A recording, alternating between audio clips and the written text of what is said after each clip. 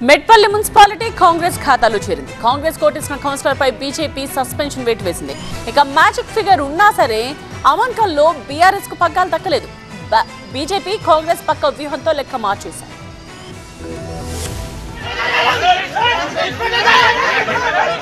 Municipal chairman అధ్యక్ష పీఠం కోసం పార్టీలు ఎత్తులు పై ఎత్తులు పొలిటికల్ సర్కస్ ను తలపించాయి.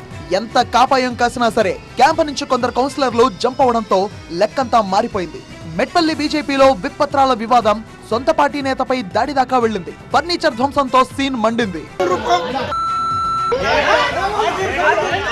వాళ్ళు ఇచ్చినటువంటి విప్ ఫస్ట్ సబ్మిషన్లో జిరాక్స్ ఇచ్చారు.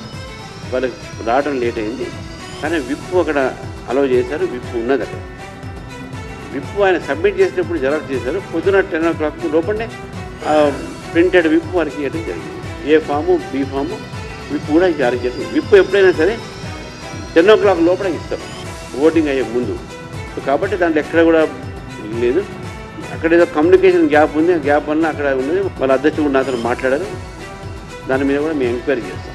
కమ్యూనికేషన్ గ్యాప్ కాదు, కావాలనే కాంగ్రెస్ కు ఓటు వేశారని ఎంక్వైరీలో తేలింది. దీంతో కౌన్సిలర్ మీనా, ఆమె భర్త సుఖేందర్ గౌడ్ పై 6 ఏళ్ల పాటు సస్పెన్షన్ విధిస్తూ ఉత్తర్వులు జారీ చేసింది బీజేపీ అధిష్టానం.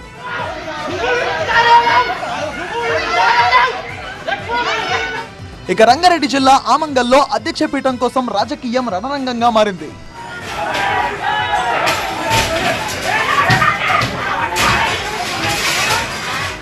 RMP doctor Patyanayak Amangal municipal chairman గిరి దక్కించుకున్నారు. కానీ పదవి కోసం పార్టీని మోసం చేస్తావా అంటూ బీఆర్ఎస్ కార్యకర్తలు ఆయన క్లినిక్ పై దాడి చేశారు.